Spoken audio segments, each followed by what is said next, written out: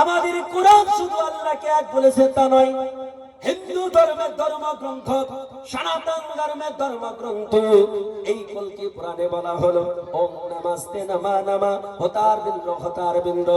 ও দুনিয়ার বুকের মানুষ শরণ, যারা সারা পৃথিবী যিনি সৃষ্টি করেছেন, সারা দুনিয়া যিনি সৃষ্টি করেছেন, উনি কয়জন? তিনি বলছেন আল্লাহু আল্লাহ, তিনি মাত্র এক, একক। জোরে বলি সুবহানাল্লাহ। কোরআন যেটা বলল, কোরআন বলে আল্লাহু আহাদ, আল্লাহ হলো এক। সংস্কৃত ভাষাতে মনীষী মনু তিনিও বললেন ওম নমস্তে নমা নমা হতার বিন্দ্র হতার বিন্দ্র মহাশূন্যনাথ, যিনি সমগ্র পৃথিবী সৃষ্টি করেছেন, উনি হলেন আল্লাহি আল্লাহ, তিনি হচ্ছেন এক আল্লাহ, যাকে সংস্কৃত ভাষাতে ডাকা হয় ব্রহ্মা বলি। জোরে বলো। ছেড়ে দেবো নাকি না বলবো? রাত্রি লাস্টে তো জোশ কমে গেছে। হাত উঠিয়ে বলুন ইয়া রাসূলুল্লাহ। এ মুসলমান, আল্লাহ পাক রব্বুল কায়নাত রব্বুল আলামিন কে এক বলা হলো, আমার নবীকে শেষ নবী বলা হলো।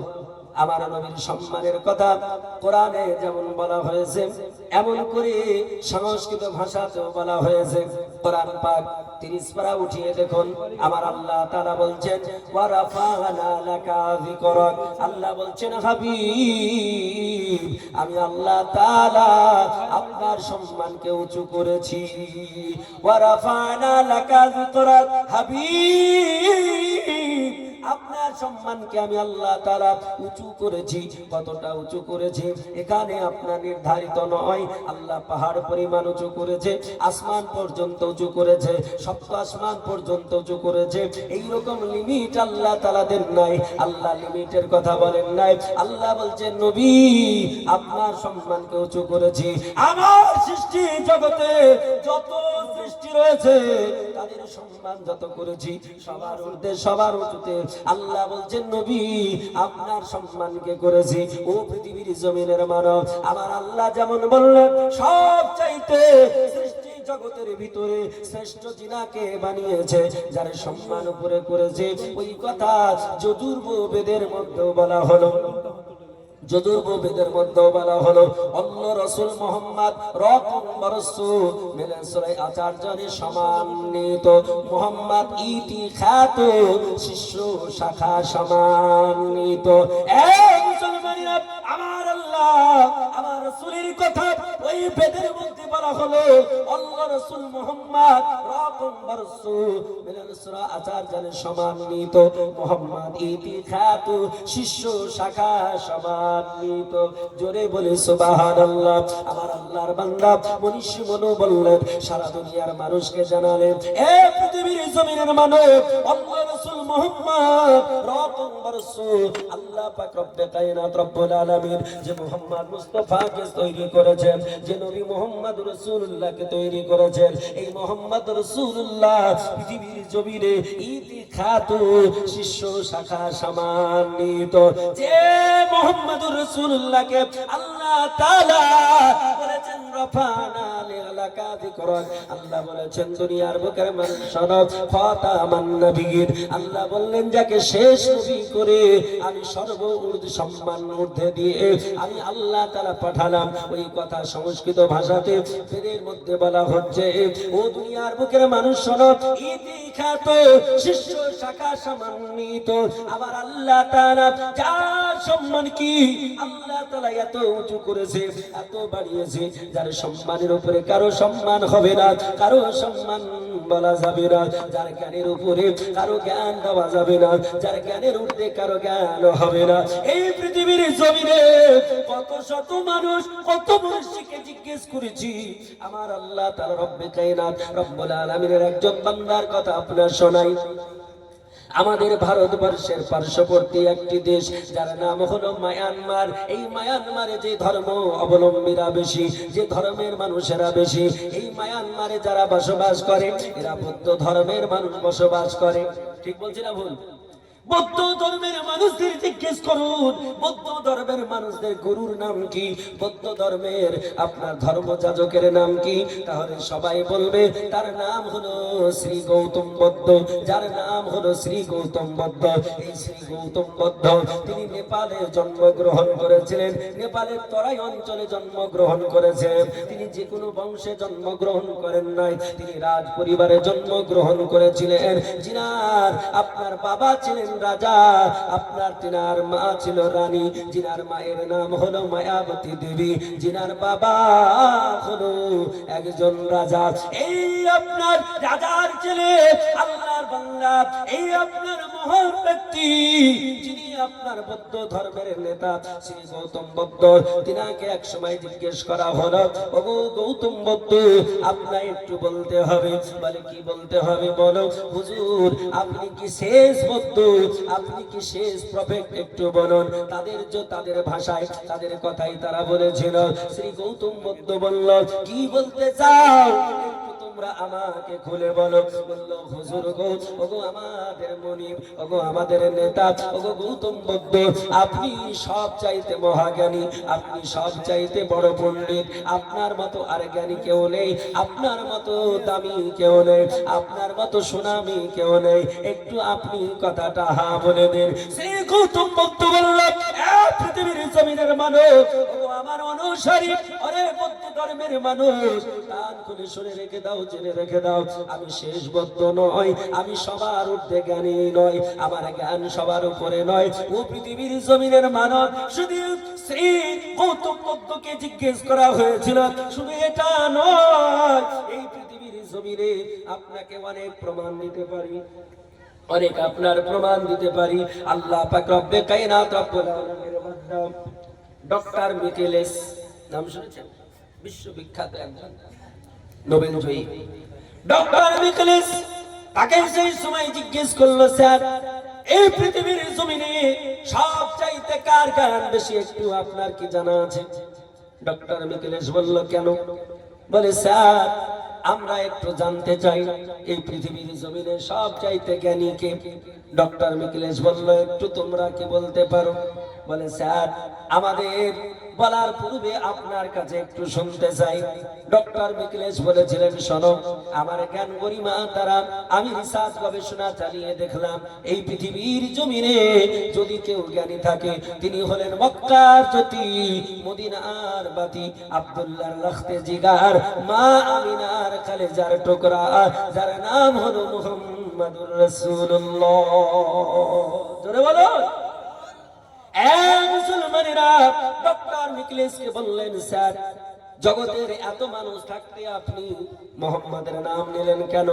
আপনি গৌতম বুদ্ধের নাম বলতে পারতেন, আপনি শ্রী চৈতন্য দেবের নাম বলতে পারতেন, আপনি গুরু নানকের নাম বলতে পারতেন, আপনি গুরু গোবিন্দ দাসের নাম বলতে পারতেন, আপনি পৃথিবীর জমিনে আইনস্টাইনের নাম বলতে পারতেন। ওগো ওগো আমাদের মহাবৈজ্ঞানিক, ওগো জ্ঞানী, ওগো ডক্টর মিকেলেস আপনি এর নাম কেন বললেন? এবার আল্লাহর বান্দারা বললেন ও ডক্টর মিকেলেস আপনার কথাটা আমরা মেনে নিতে পারি না। ওরা ডক্টর মিকেলেস বললেন তাহলে তোমরা বলো তোমাদের জ্ঞান গরিমা দিয়ে রিসার্চ গবেষণা চালিয়ে তোমরা কাকে মহাপণ্ডিত মনে করো? তারা বলেছিল স্যার আমরা মিস্টার আইনস্টাইন, একে আমরা সব চাইতে জ্ঞানী মনে করি, মিস্টার আইনস্টাইনকে আমরা বৈজ্ঞানিকদের ঠাকুর দাদা মনে করে থাকি, যে পৃথিবীর বুকে নতুন নতুন তথ্য দিয়ে মানুষের উপকার করেছে, মানুষকে আগে বাড়িয়ে নিয়ে গিয়েছে, যার জ্ঞানের পরিধি সে মাপা যায় না, যার জ্ঞানের পরিধি বলা যায় না। ডক্টর মিকেলেস বলল হ্যাঁ হ্যাঁ এস এস এস তোমাদের কথাটাই আমি অ্যাকসেপ্ট করে একটা কথা বলতে চাই। বলে ওগো ওগো দুনিয়ার বুকের মানুষ শোনো, যদি তোমরা মিস্টার আইনস্টাইনকে পৃথিবীর সব চাইতে জ্ঞানী মনে করো, তাহলে মিস্টার আইনস্টাইনের একটু থিওরি একটু শোনো। মিস্টার আইনস্টাইনের কথা একটু তোমাদের বলি।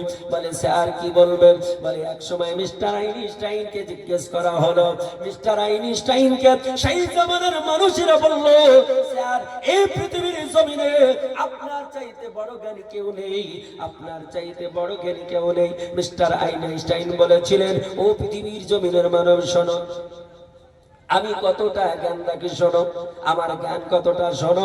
কারণ পৃথিবীর জমিনে সব জিনিসকে মাপা যায়। মাপা যায় কি যায় না? সব জিনিসকে মাপা যায় কিনা? হাওয়াকেও মাপা যায়, হাওয়াকেও মাপা যায়, পানিকেও মাপা যায়, এমন করে তরলও মাপা যায়, কঠিনও মাপা যায়, এমন করে ভূমিকম্প রিক্টার স্কেল দিয়ে মাপা যায়। পৃথিবীর জমিনের সব জিনিস মাপা যায়। বলে স্যার তাহলে আপনি বলুন মিস্টার আইনস্টাইনের জ্ঞান ক কেজি? মিস্টার আইনস্টাইনের জ্ঞান ক লিটার? মিস্টার আইনস্টাইনের জ্ঞান ক মিটার? মিস্টার আইনস্টাইনের জ্ঞান ক ফিটার? একটু পরিধি বলে দিন। বলে ও দুনিয়ার বুকের মানুষ শোনো, মিস্টার আইনস্টাইনকে জিজ্ঞেস করো। মিস্টার আইনস্টাইন বলেছিলেন, ও পৃথিবীর জমিনের মানব শোনো, আমি কতটা জ্ঞান রাখি শোনো, আমার জ্ঞান কতটা একটু জানো। বললেন আমি জ্ঞান সাগরের পার, জ্ঞান সাগরে আমি কোনদিন ডুব দিই নাই, জ্ঞান সাগরের আমি ডুবেরি নয়, শুধু জ্ঞান সাগরের পাড়িতে একটু ধুলা বালি নিয়ে খেলা করেছি। জোরে বলো। জ্ঞান সাগরের পাড়িতে ধুলা বালি নিয়ে খেলা করলে যিনি এত জ্ঞানী হতে পারে, তাহলে ওই সাগরে যিনি ডুব দেন, ওই সাগরে যিনি ডুবুরি, তিনি কত জ্ঞানী হবে? মিস্টার আইনস্টাইনকে জিজ্ঞেস করা হলো, স্যার তাহলে পৃথিবীর জমিনে একটা নাম আপনি বলুন যার জ্ঞান পৃথিবীর জমিনে সবার ঊর্ধ্বে, সবার উপরে, যার জ্ঞানের পরিধি নেই, যার জ্ঞান মাপ করা যায় না, যার জ্ঞান পরিমাপ করা যায় না। মিস্টার আইনস্টাইন বলেছিলেন, ওই জ্ঞানী ব্যক্তিটা আমি অন্য কাউকে বলতে পারি না, অন্য কাউকে নির্বাচন করতে পারি না, আমি ওই জ্ঞানী ব্যক্তিটাকে সেটা আমার মুখ দিয়ে বলি, তোমরা শোনো। তিনি হলেন মক্কার জ্যোতি, মদিনার বাতি, মা আমিনার কলিজার টুকরা, হযরত মুহাম্মাদুর রাসূলুল্লাহ। জোরে বলো। আমার আল্লাহ বললে, বান্দারে তোমরা কি জানো আমি নবীকে কতটা জ্ঞানী বানিয়েছি? আপনারাও বলতে পারেন, হোয়াট ইজ দা ডকুমেন্ট? হুজুর আপনি একটা প্রুফ দেন, একটা দলিল দেন। আমি আপনাকে দলিল দিতেছি, শুনুন। আমার আল্লাহ তাআলা বলতেছেন পবিত্র কালাম কোরআনে হাকিম, কোরআনে হাকিম 27 পারা, সূরাটার নাম হলো সূরা রহমান। পড়েছেন না? আল্লাহ বলছেন সূরা রহমানে, আর রহমান আল্লামাল কোরআন। আল্লাহ বলছেন আমি দয়াল, আমি দাতা, নবীকে শেখালাম কোরআন, নবীকে শিক্ষা দিলাম কোরআন। আপনাদের মনে হতে পারে নবী কোরআন শিখলো তো নবী সব শিখে নিল, নবীর জ্ঞান কি ওর মধ্যে সব রয়েছে? ও পৃথিবীর জমিনের মানব স্বরূপ, কোরআনের মধ্যে জ্ঞান কতটা আছে? কোরআনের মধ্যে আল্লাহ তাআলা জ্ঞান কতটা দিয়েছে? এই মহাবৈজ্ঞানিক হযরত মুহাম্মদুর রাসূলুল্লাহ তিনার কথা আপনাদের একটা একটা করে শোনাতে চাই। কিন্তু ভাইরে রাত্রি গভীরে কি শোনা যায় নাকি? এখন তো মানুষ ঘুমাচ্ছে। আপনাদের এখানে আসতে আমি কত কষ্ট করে এসেছি জানেন? গতকালকে রাত্রি 1:10 স্টেজ থেকে নেমেছি, 1:10 কমপ্লিট করে 8 থেকে 8.5 ঘন্টা আপনার গাড়িতে এসেছি কলকাতা এয়ারপোর্ট, নেতাজি এয়ারপোর্ট। 1:10 নেমে 8 ঘন্টা গাড়িতে এসে কলকাতা এয়ারপোর্টে একটা দানাও খাওয়া দাওয়া করার সুযোগও পাইনি, নামারও সুযোগ পাইনি। ওখান থেকে ফ্লাইটে 1:45 ফ্লাইট আপনার ল্যান্ডিং হয়েছে, প্রায় এখানে 3টে বাজতে কয়েক মিনিট পূর্বেই ল্যান্ডিং হলো। সেখান থেকে আপনার এখানে এত পরিশ্রম করে আপনাদের এখানে উপস্থিতি দিয়েছি, কিন্তু আপনারা সবাই নিজ নিজ নিজ নিজ বিছানা গরম করতেছেন, তাই না? মহাজান মোহতারাম, আজকে আমার মন এই প্রোগ্রামে নেওয়ার পরে মনটা বলল না, যাওয়া যাবে না, খুব কঠিন হবে, খুব কষ্টকর হবে। কয়েকটা প্রোগ্রাম এইরকম ছিল আমার, এই পরপর যেগুলো গত পরশুদিন ছিল কলকাতা 24 পরগনা, 600 কিলোমিটার দূর আমার বাড়ি থেকে। রাত্রে প্রোগ্রাম শেষ করে এখানেও সেই দিন প্রোগ্রাম শেষ করেছিলাম 1:30 প্রোগ্রাম শেষ করে চলে গেলাম আমাদের আবার মুর্শিদাবাদ, ওইখানে যেখানে প্রোগ্রাম 600 কিলোমিটার দূর, ওখানে প্রোগ্রাম করে আবার 1:10 নেমে 8 ঘন্টার রাস্তা এসে আবার ফ্লাইটে। কত কষ্ট বুঝুন। আপনারা এই কষ্টের মূল্য কিন্তু দিতে পারেননি। মুসলমান, পরিশ্রম যদি করতে হয়, কষ্টের মূল্য যদি আপনি দিতে পারেন, যদি সঠিককে নির্বাচন করতে পারেন, আল্লাহ বলছে বান্দারে আমি আল্লাহ তাআলা তোকে জান্নাতি বানাবো, তাতে কোনো সন্দেহ থাকবে না। ও মুসলমান, আপনারা যারা বসে আছেন, আপনাদের এখানে বসে লাভটা কি নাকি? আপনারা যারা বসে আছেন লাভ কি? বসে থেকে লাভ কি? হ্যাঁ মুসলমান, লাভ কি? শুনুন, আমি বলবো না, মহাবৈজ্ঞানিক মুহাম্মদুর রাসূলুল্লাহ বলছেন। মিশকাতুল মাশাবি, কিতাবটার নাম মিশকাতুল মাশাবি, অধ্যায়টার নাম হলো কিতাবুল ইলম, জ্ঞানের অধ্যায়। এই জ্ঞানের অধ্যায়ে রাসূল বলেছেন, দুনিয়ার বুকের মানুষ শোনো, কেউ যদি বলে সুবহানাল্লাহি ওয়াল হামদুলিল্লাহি তামলা আল মিজান, আল্লাহর নবী বললেন যদি তোমরা সুবহানাল্লাহ আলহামদুলিল্লাহ বলো, আর আল্লাহ তাআলা এত নেকি দেবে যাতে করে মিজানের পাল্লা ভরে যাবে। জোরে বলেন সুবহানাল্লাহ। আর আমরা বসে বসে কতবার বলছি সুবহানাল্লাহ আলহামদুলিল্লাহ, বলছি কিনা? মিজানের পাল্লা কত বড় জানেন? জানেন? আপনি কি করে জানবেন? আমি কি করে জানবো? মুসলমান শুনুন, আপনাকে একটু আজকে জানিয়ে দিই মিজানের পাল্লাটা কত বড়। আজকে পৃথিবীর জমিনে আমরা পাল্লা দেখেছি, আমরা পরিমাপক দেখেছি, যন্ত্র দেখেছি, দাড়ি পাল্লা দেখেছি, যেখানে কুচের পরিমাপ হয়, গ্রামের পরিমাপ হয়, কেজির পরিমাপ হয়, আপনার কুইন্টালের পরিমাপ হয়, টনের টন মেট্রিক টনের পরিমাপ করা হয়। তাই বলে সারা পৃথিবীকে পরিমাপ করবে এইরকম কি যন্ত্র বেরিয়েছে নাকি? বেরিয়েছে? সারা দুনিয়া পরিমাপ করবি এইরকম যন্ত্র বেরোয়নি। এমনকি সারা ভারতকে পরিমাপ করবে, সারা ভারতের ওয়েট কতটা হবে, কত কেজি হবে, এমন পরিমাপ করার পৃথিবীর জমিনে কোন যন্ত্র বেরিয়েছে নাকি? সারা ভারত ছেড়ে দিলাম, আপনাদের আসাম রাজ্যকে পরিমাপ করবে, আপনাদের আসাম রাজ্য কত কিলো হবে, কত কেজি হবে, এমন যন্ত্র বেরিয়েছে নাকি? বেরিয়েছে? এমন যন্ত্র বেরোয়নি। কিন্তু আমার আল্লাহ পাক রব্বে কায়নাত রব্বুল আলামিন সেই দিন যে গুনাহ পরিমাপ করবেন, নেকি পরিমাপ করবেন, এই পরিমাপকটা কত বড় হবে, এই আপনার যন্ত্রটা দাড়ি পাল্লাটা কত বড় হবে। বিশ্বের একজন নবী, দুনিয়ার একজন সুনামী নবী, যার আওয়াজ মধুর মিষ্টি আওয়াজ শুনে আকাশের পাখি, উড়ন্ত পাখি উড়া বন্ধ করে দিত, সাগরের ঢেউগুলো স্তব্ধ হয়ে যেত। এমন একজন নবী, যে নবী লোহাতে হাত দিলে এইরকম লোহাগুলো মমের মতো গলে যেত। কাদা দিয়ে যেমন আমরা পুতুল বানাই, কাদা দিয়ে কত কিছু বানাই, ওই রকম করে লোহা দিয়ে, লোহাতে যখন হাত দিতেন লোহা কাদার মতো নরম হয়ে যেত। আর ওই লোহা দিয়ে উনি পোশাক পরিচ্ছদ তিনি তৈরি করতেন। একটু আস্তে বলা যাবে সুবহানাল্লাহ। মুসলমান, এই নবীটাকে, এই নবীটাও হলো হযরত দাউদ আলাইহিস সালাম, যার মধুর কণ্ঠস্বর, যার কণ্ঠস্বর তিনি যখন জবুর কিতাব তেলাওয়াত করতেন, তিনার কিতাব তেলাওয়াত শুনে সমুদ্রের মাছগুলো কিনারায় চলে আসতো। জোরে বলো আল্লাহর নবী দাউদ আলাইহিস সালাম আল্লাহর কাছে সাজদায় পড়ে পড়ে কাঁদতেছেন। আল্লাহকে বলছেন, আল্লাহ গো তুমি একটু বলো, যে মিজানের পাল্লা, যেই দিন মানুষের গুনাহ পরিমাপ করা হবে, নেকি পরিমাপ করা হবে, আল্লাহ ওই পরিমাপক যন্ত্রটা কত বড় হবে? আল্লাহ বলছেন, নবী তুমি দেখতে চাও না শুনতে চাও? বলে আল্লাহ দেখতে পেলে কি কেউ শুনতে ইচ্ছুক হয় নাকি?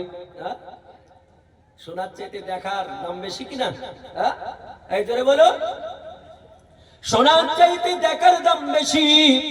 আপনি যদি এখন হাইকোর্টে যান, সুপ্রিম কোর্টে যান, কোন বিচার অধীনে বিচারালয়ে যান, বিচারালয়ে গিয়ে যদি বলেন, হাকিমকে বলেন, জাস্টিসকে বলেন, স্যার আমি শুনেছি অমুক মানুষ অমুককে মেরেছে, জাস্টিস বলবে get out of the court, বলবে কিনা? হ্যাঁ, শোনা কথার সাক্ষী চলে না, চলে? এই জোরে বল, চলে? চলে না।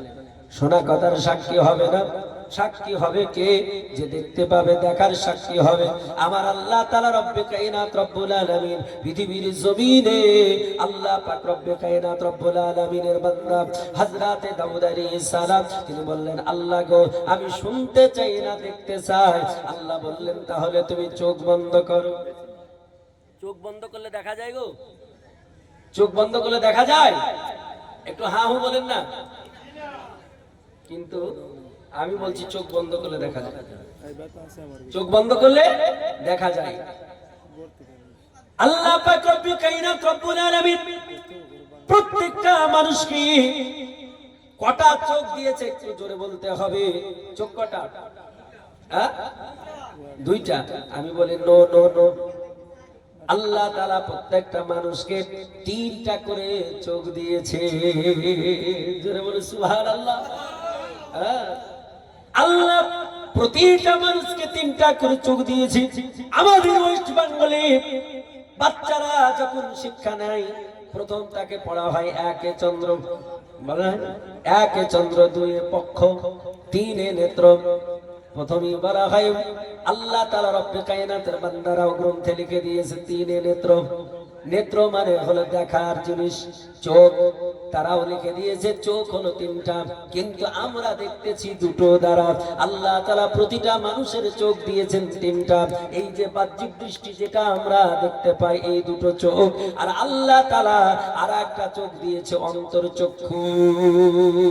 সারা দুনিয়ার মানুষ আমরা যখন তাকাই, কিলোমিটার কিলোমিটার, 100 কিলোমিটার, 200 কিলোমিটার এই চোখে দেখতে পাই, কিন্তু এখান থেকে বসে আমার ওয়েস্ট বেঙ্গল এখন আমি দেখতে পারবো নাকি? পারবো গো? পারবো? পারবো না। কিন্তু একটা চোখ এমন আল্লাহ দিয়েছে, এই চোখ দিয়ে ওয়েস্ট বেঙ্গল কেন সারা পৃথিবী দেখা যাবে, যার নাম হলো অন্তর চক্ষু। জোরে বলে সুবহানাল্লাহ।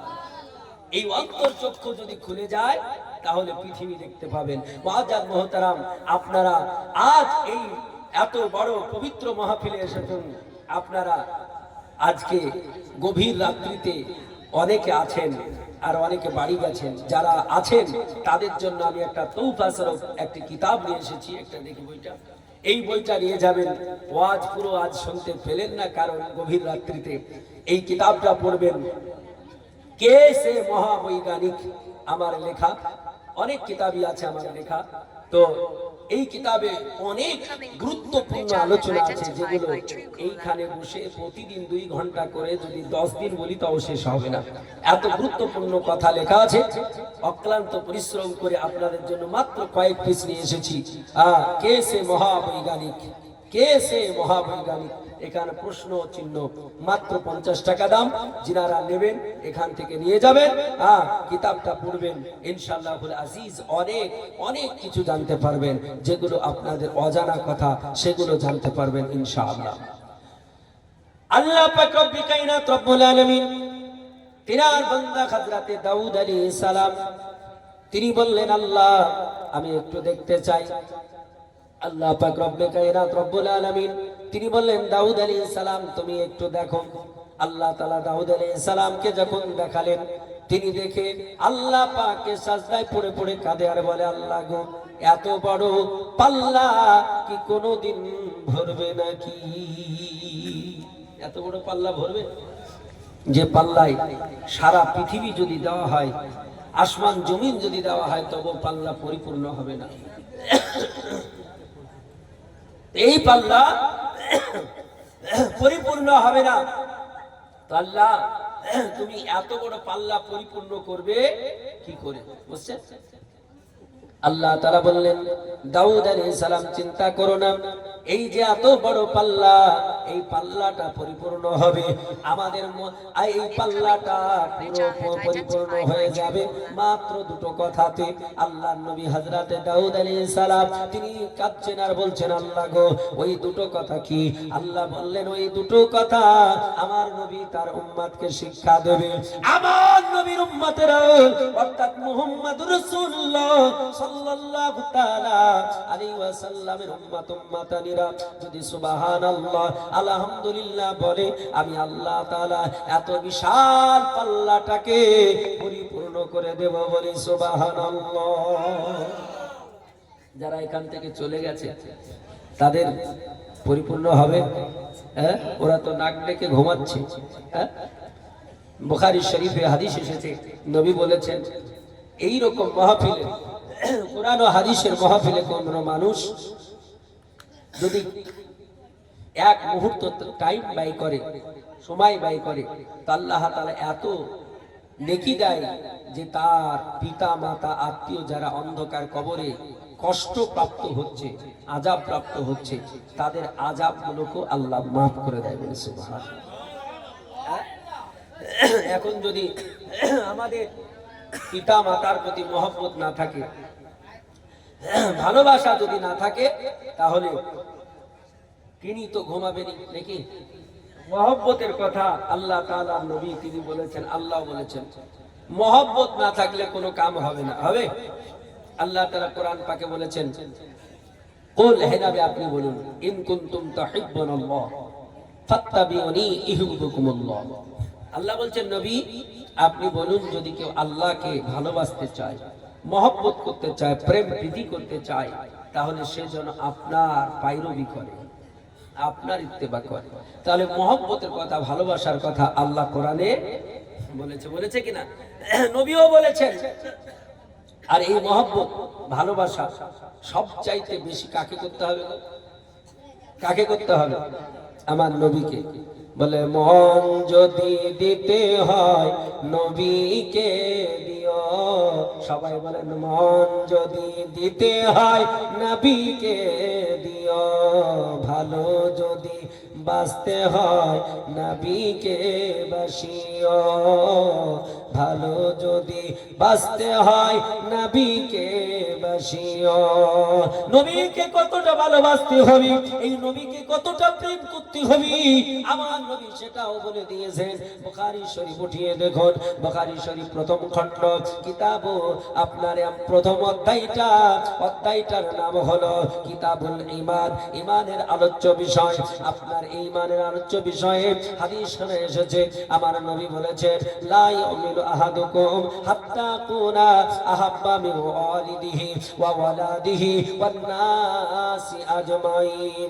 নবী বললেন, তোমাদের মধ্যে কেউ মুমিন হতে পারবে না, কেউ মুত্তাকি হতে পারবে না, অতক্ষণ পর্যন্ত পারবে না যতক্ষণ পর্যন্ত তোমার বাবার চাইতে, তোমার মায়ের চাইতে, তোমার বিবির চাইতে, ছেলে মেয়ের চাইতে, সারা পৃথিবীর মানবের চাইতে আমি নবী মুস্তাফা আমাকে ভালো না বাসবে, ততক্ষণ তোমরা মুমিন হতে পারবে না। আর মুমিন না হলে আল্লাহর জান্নাত যাওয়া হবে না। আজকে কার এখানে গুণগান হচ্ছে? কার গুণগান হচ্ছে? নবীর গুণগান হচ্ছে। যদি নবীকে ভালোবাসতাম তাহলে বিছানা গরম হতো নাকি? বিছানা গরম হতো? এ মুসলমানেরা, নবীকে যারা ভালোবাসবে, ও মুসলমান, তারা নবীর মহব্বতে, রাসূলের মহব্বতে দিবালোক কাটাবে। আর যারা নবীর ভালোবাসায় এই জীবন কাটাতে পারবে, শুনে রেখে দাও, জেনে রেখে দাও, কিয়ামতের মাঠে তার কোনোই ভয় থাকবে না। কারণ যারা আল্লাহওয়ালা হয় তাদের কোনো ভয় থাকে না। আল্লাহ পবিত্র কালাম কোরআন পাকে আল্লাহ তাআলা এটাও বলেছেন, সূরাটার নাম সূরা ইউনূস, পারা নাম্বার 11, আয়াত নাম্বার 62। আল্লাহ তাআলা ইরশাদ ফরমাতা है, আল্লাহ তাআলা ইরশাদ ফরমাতা है, আলা ইন্না আউলিয়াল্লাহি লা খাউফুন আলাইহিম ওয়া লা হুম ইয়াহজানুন। अल्लाह ताला इरशाद फरमाता है, खबरदार, होशियार, बेशक जो अल्लाह का वली होता है उसका ना कोई खौफ ना कोई गम। যারা আল্লাহর ওলি হয় তাদের না ভয় আছে, না চিন্তা আছে, না ভাবনা আছে। জোরে বলে সুবহানাল্লাহ। নো ডাউট ভারলি the wali of Allah have neither any fear nor any sorrow। যারা আল্লাহওয়ালা হয়ে যায় তাদের না জগতে ভয় আছে, না পৃথিবীতে চিন্তা আছে, না মরণের পরে তাদের চিন্তা ভাবনা আছে। জোরে বলে সুবহানাল্লাহ। এ মুসলমানেরা, আমার আল্লাহ পাক রব্বে কায়নাত রব্বুল আলামিনের বান্দা, এই পৃথিবীর জমিনে আপনারা যারা আমরা এসেছি, এই নবীর উম্মত যারা আমরা হয়েছি, আমরা নবী পাককে ভালোবাসি কিনা? এই জোরে বলেন ভালোবাসি কিনা? কিন্তু কতটা ভালোবাসি তার প্রমাণ আমরা নিজে নিজেই বুঝতে পারতেছি নাকি? ও মুসলমান, আমার নবীকে সাহাবীরা কত ভালোবেসেছিল, আমার রাসূলকে সাহাবীরা কত প্রেম করেছিল। এই নবীকে তারা প্রেম করার জন্য পৃথিবীর বুকে তারা জান্নাতের সার্টিফিকেট পেয়েছে। 10 জন সাহাবী পৃথিবীতে জান্নাতের সার্টিফিকেট পেয়েছে। পেয়েছে কিনা? হ্যাঁ, আল্লাহ পাক রব্বে কায়নাত রব্বুল আলামিনের নবী, বিশ্ব নবী কে হযরত আবু বকর সিদ্দিক রাদিয়াল্লাহু তাআলা আনহু কত ভালোবেসেছিলেন। যে আবু বকর সিদ্দিক রাদিয়াল্লাহু তাআলা আনহু 622 খ্রিস্টাব্দে আমার নবী পাকের সঙ্গে মক্কাতুল মুকাররমা পরিত্যাগ করে মদিনায় যখন পাড়ি দিতেছিলেন, মক্কা থেকে মদিনা প্রায় 420 কিলোমিটারের রাস্তা, এত বিশাল রাস্তা অতিক্রম করে যেতে হবে।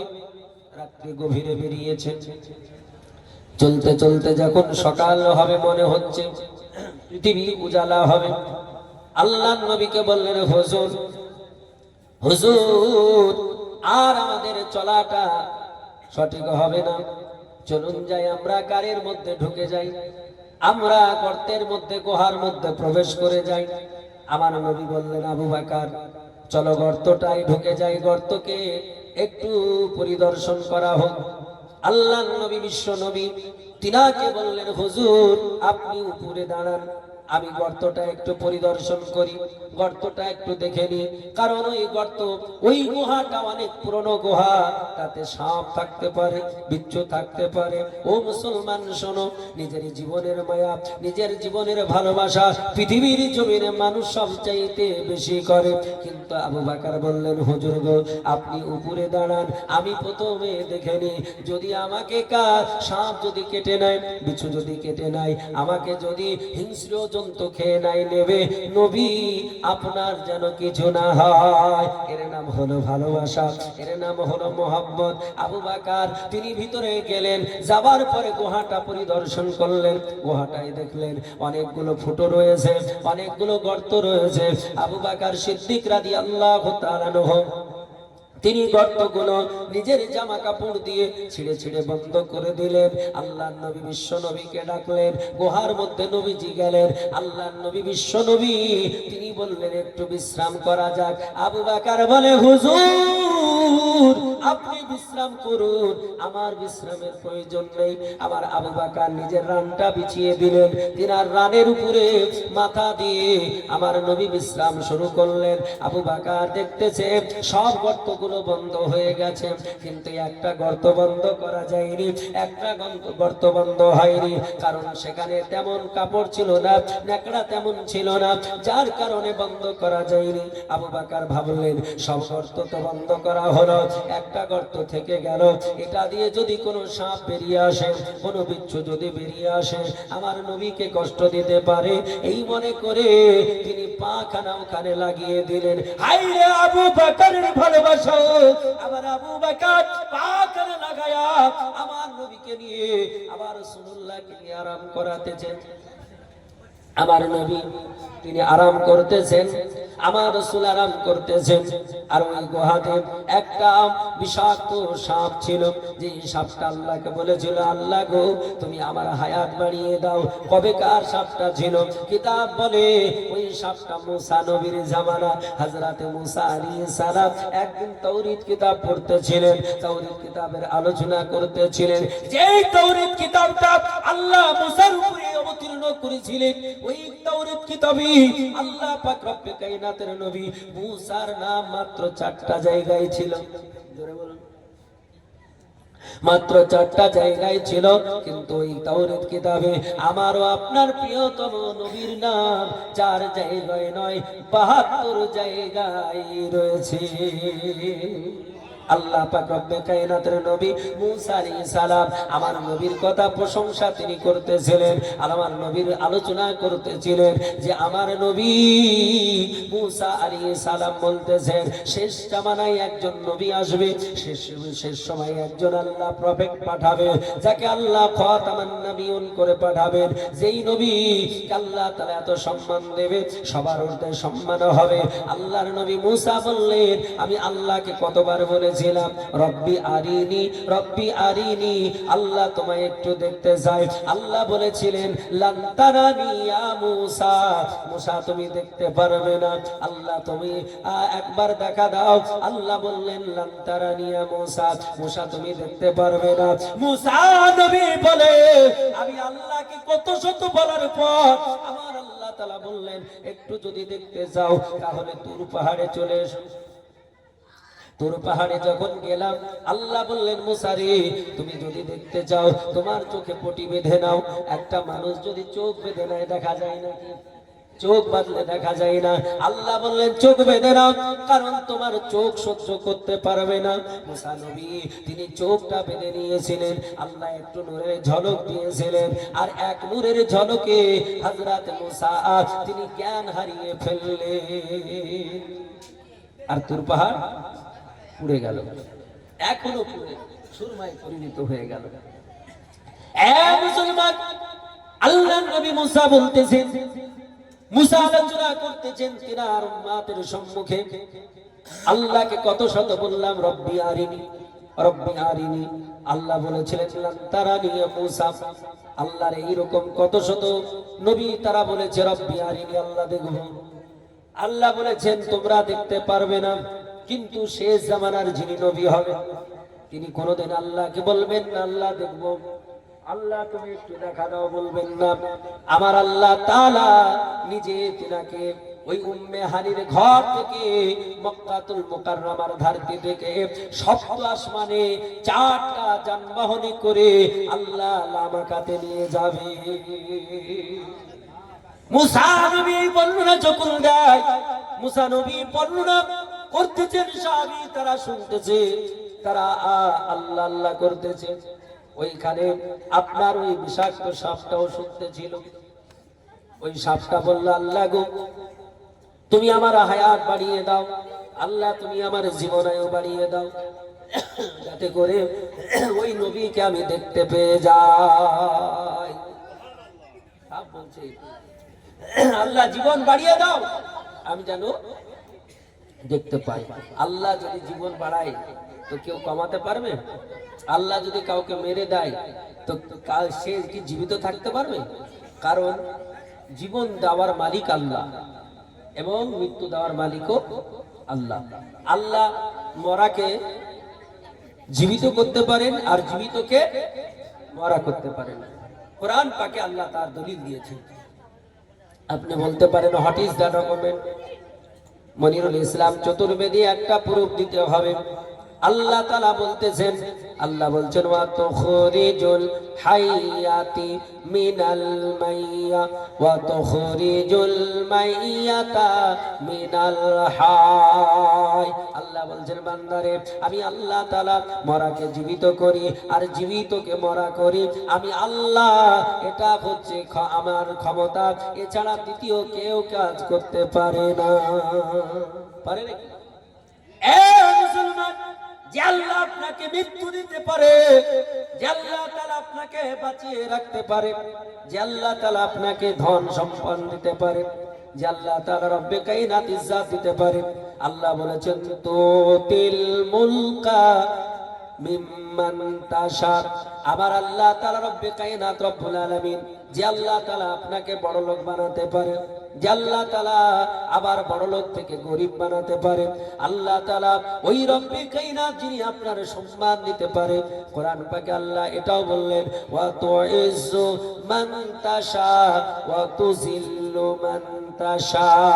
যে আল্লাহ তাআলা আপনাকে সম্মানিত বানাতে পারে, যে আল্লাহ তাআলা আপনাকে অসম্মানিত বানাতে পারে, ওই আল্লাহর ইবাদত করব না অন্য কারো কাছে মাথা নত করা লাগবে? কার ইবাদত করা লাগবে? আল্লাহ। আল্লাহ বলছেন উবুদুল্লাহ, আল্লাহ পাকের ইবাদত করো। উসজুদুল্লাহ, সাজদা যদি করতে হয় আল্লাহ পাককে সাজদা করো। আল্লাহ বলে, আর তোমরা আমাকে কজন মনে করে সাজদা করবে? আল্লাহ বলছেন তোমরা আমি আল্লাহ আমাকে এক মনে করে সাজদা করো। এই পৃথিবীর জমিনে যারা আল্লাহ পাককে সাজদা করে না, যারা আল্লাহকে দুটো চারটা করে মানে, কান খুলে শুনে রেখে দাও, ওই মানুষগুলো কোনোদিন আল্লাহর জান্নাতে যাবে না। কারণ তাদের ধর্মগ্রন্থ তারা নিজে অধ্যয়ন করে না, পড়ে না। যদি পড়তো তাহলে আজকে তারা এই রকম বিভ্রান্তিমূলক কথা তিনারা বলতেন না। মানুষে হিংসা করতেন না, মানুষকে খুন করতেন না। কোন ধর্মে বলা হয়নি যে মানুষ হয়ে মানুষকে খুন করো, কোন ধর্মে বলা হয়নি মানুষ হয়ে মানুষকে হত্যা করো, কোন ধর্মে বলা হয়নি। ঋগ্বেদে বলা হয়নি, সামবেদে বলা হয়নি, যজুর্বেদে বলা হয়নি, অথর্ববেদে বলা হয়নি, কোন কিতাবে বলা হয়নি, মহাভারতে বলা হয়নি, এগুলোতে বলা হয়নি। কিন্তু আজকে হিংসা বিদ্বেষ কিছু মানুষ তারা ছড়াচ্ছে। তাদের ধর্মগ্রন্থে এমন করে মহাভারতের মধ্যে বলা হয়েছে, এ পৃথিবীর জমিনের মানুষ শান্তি শৃঙ্খলা বজায় রাখো, শান্তি শৃঙ্খলা বজায় রেখে তোমরা পৃথিবীর জমিনে চলো। তিনি বলছেন আচারজন মিলেছে আচারজনের সম্মানিত।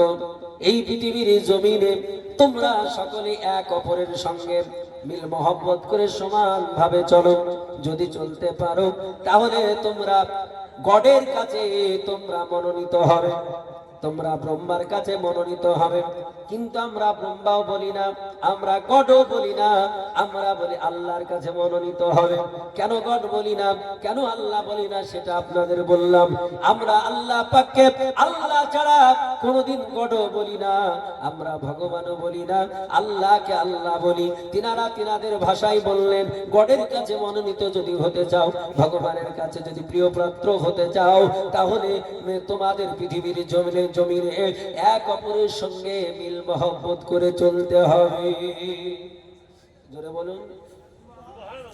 আর যদি তোমরা চলো তাহলে কোনদিন তার সাক্ষাৎ যদি পেয়ে যাও, তিনি বললেন গৃহজানাত মরুস্থল নিবাসীরাম, এ পৃথিবীর জমিনের মানব, যদি তোমরা সেই মরুর বাসিন্দা যার নাম হবে নরসংস, যার নাম হবে নরসংস, যার নাম হবে নরসংস। নরসংস মানেও প্রশংসিত, আর মুহাম্মদ সাল্লাল্লাহু মানেও হলো এই প্রশংসিত মানুষ। তার যদি তোমরা সান্নিধ্য পেয়ে যাও, শুনে রেখে দাও, পৃথিবীর জমিনে তোমাদের কোনো ভয় থাকবে না, পৃথিবীর জমিনে তোমাদের কোনো চিন্তা থাকবে না। মরণের পরে আল্লাহ তোমাদের জন্য জান্নাত ওয়াজিব করে দেবে। কারণ এই কোরআনে পাক শুধু মুসলমানের জন্য আসেনি, এই কোরআনে পাক শুধু মুসলমানের গাইড বুক নয়, এই কোরআনে পাকটা আল্লাহ তাআলা কার জন্য পাঠিয়েছেন? আল্লাহ তাআলা বলেছেন হুদাল লিন্নাস, আল্লাহ বলছেন মানুষের কল্যাণের জন্য কোরআনকে পৃথিবীর জমিনে পাঠানো হয়েছে। তাহলে কোরআন হিন্দু, মুসলমান, খ্রিস্টান, বৌদ্ধ, শিখ, জৈন সবার জন্য এই কোরআনে পাক আল্লাহ পাক অবতীর্ণ করেছে, ঠিক কিনা? এই কোরআন শুধু মুসলমানের জন্য নয়, এই কোরআন সবার জন্য। এই কোরআন আল্লাহ তাআলা রব্বে কায়নাত পাঠিয়েছেন মানুষকে বিপদগামীকে সুপথে নিয়ে আসার জন্য। এই কোরআন আজকে অমুসলমানরা পড়ে তারা আল্লাহকে চিনে নিল, নবীকে চিনে নিল, কিন্তু আমরা মুসলমান হয়ে এখনো আল্লাহ নবীকে চিনতে পারলাম না। কেন? আমরা কোরআন পড়াই তো জানি না। পৃথিবীর বুকে বড় বড় বৈজ্ঞানিকেরা তারা আল্লাহর কালাম কোরআন রিসার্চ করে, নবীর কথা রিসার্চ করে তারা মুসলমান হয়ে গেছে। জোরে বলে সুবহানাল্লাহ। এ মুসলমানেরা, এই নবী পাক জনাবে মুহাম্মদুর রাসূলুল্লাহ সাল্লাল্লাহু তাআলা আলাইহি সাল্লাম, যার কথা বলতেছিলাম যে নবীর মোহাম্মত না থাকলে, আল্লাহর ভালোবাসা না থাকলে জান্নাতি হবে না। আমার নবীর প্রেমিক হযরতে আবু বকর সিদ্দিক রাদিয়াল্লাহু তাআলা আনহু, তিনি আপনার গর্তে ঢুকে গিয়ে ওইখানে পা দিয়ে দিলেন। ওই সাপটা মুসা নবীর জামানার সাপটা, মুসা নবীর কাছে শুনেছিলেন, আমার নবীর প্রশংসা শুনেছিলেন, আমার রাসূলের প্রশংসা শুনেছিলেন। শোনার পরে আমার আল্লাহকে বলেছিলেন, আল্লাহ ওগো আমার পরওয়ারদিগারে আলাম, আমার জীবন আয়ু বাড়িয়ে দাও যাতে করে আমার নবী মুহাম্মদুর রাসূলুল্লাহকে দেখতে পাই। আল্লাহ বললেন, সাপরে যা, তোর জীবন বাড়িয়ে দিলাম। ওই সাপটা আমার নবীকে দেখার জন্য ওই গুহাতে আশ্রয় নিয়েছিল, কারণ তাওরীত কিতাবে পড়েছিল যে বিশ্ব নবী মহানবী নিজের মাতৃভূমি পরিত্যাগ করে মদিনার উদ্দেশ্যে যখন যাবে, রাত্রি যখন সমাপ্ত হবে, ওই টাইমে তিনি ওই গুহাতে আশ্রয় নেবেন। এই বলে সাপটা ওইখানে ছিল।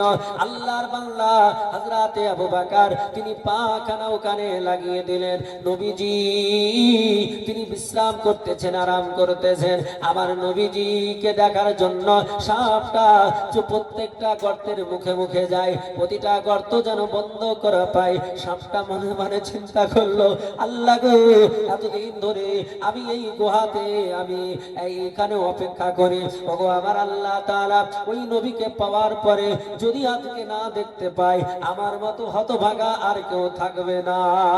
আল্লাহ পাক রব্বে কায়নাত রব্বুল আলামিন তিনার সৃষ্টি জীব সাপটা, সে জানে আমি যাকে টংসিয়ে দেব, আমি যাকে ছবল দেব, সেই মানুষটা আমার নবীর প্রিয়। কিন্তু দিয়ে সেই সাপটা বাধ্য হয়ে গেল, যদি তাকে ছবল না দেওয়া হয় আমার নবীকে দেখা যাবে না।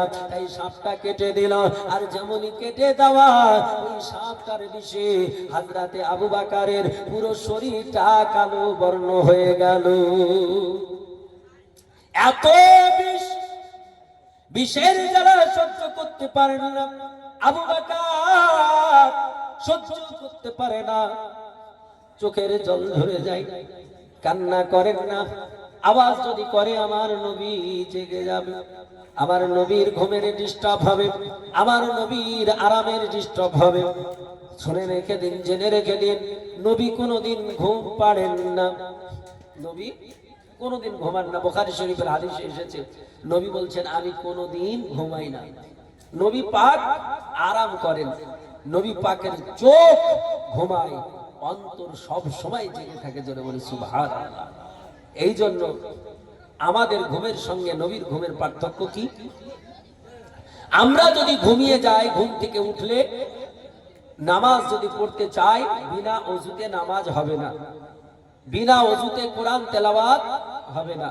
কিন্তু নবী পাক ঘুম থেকে উঠে কোরআনও তেলাওয়াত করতে পারবেন, নামাজও পড়তে পারবেন, কারণ তিনাদের চোখ ঘুমায়, অন্তর ঘুমায় না। আর আমাদের যখন ঘুম আসে, চোখও ঘুমায়, অন্তর ঘুমায়। এই জন্য আমাদেরকে ওযু বানাতে হয়। অনেকে বলে না যে নবী ঘুমিয়ে আছে, নবী ঘুমিয়ে আছে সোনার মদিনায়।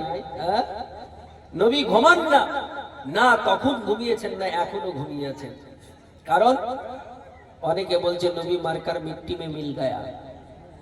আস্তাগফিরুল্লাহ, নাউযুবিল্লাহি মিন জালিক। এই কথা বলা যাবে? নবী, আমাদের নবী তো দূরে থাক, কোন নবী মরেন না, কোন নবী। মিশকাত শরীফে হাদিস আছে, 121 পৃষ্ঠায় হাদিসটা এসেছে। আবু দারদা রাদিয়াল্লাহু তাআলা আনহু তিনি বর্ণনা করেছেন, ইন্নাল্লাহা হাররামা আলাল আরদ আন তাকুলা আজসাদাল্লাহি আমবিয়া ফা নাবিয়ুল্লাহি হাইয়ুন ইরসাকু। নবী বলেছেন যে ইন্নাল্লাহা হাররামা আলাল আরদ, নিশ্চয় আল্লাহ তাআলা মাটির জন্য অবৈধ করেছে, হারাম করেছে। আজ সাদাল্লাহি আম্বিয়া, নবীগণের শরীরকে খাওয়া। কোন নবী তাদের শরীর মাটি খেতে পারে না। হাইয়ুন, তেনারা জীবিত আছেন। ইরুজাকু, এখানে ফেলে বোঝারা, বর্তমান এবং ভবিষ্যৎ দুইটা কাল তেনারা খাবার খাচ্ছেন, খেতেই থাকবেন। জোরে বলে সুবহানাল্লাহ। তাহলে মরা বলা যাবে? যাবে না। এ মুসলমান, আল্লাহ পাক রব্বে কায়নাত রব্বুল আলামিনের বান্দা বান্দীরা কান করে শুনে যান। এ মুসলমান, এই নবী মুহাম্মদুর রাসূলুল্লাহ সাল্লাল্লাহু তাআলা আলাইহি ওয়া সাল্লাতু তাসলিম, জিনার সাহাবী হযরতে আবু বকর, তিনি আপনার পাটা টানেন না, তিনার চোখটা, তিনার শরীরটা কালো বর্ণ হয়ে গেল, তিনি কাঁদেন না, নবীকে জাগাবেন না, নবীজির আরামকে তিনি কোনোদিন বিঘ্নতা ঘটাবেন না। কিন্তু হায়রে, আর সহ্য করা গেল না, তিনার চোখ দিয়ে পানি ঝরে যায়, তিনার চোখ দিয়ে পানি পড়ে যায়। আর পানি পড়ার কারণে, আমার নবীজির শরীরে স্পর্শ করার কারণে আমার নবী চোখ খুলে দেন।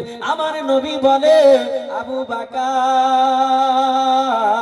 তোমার চোখে কেন জল? তুমি কাঁদছো কেন?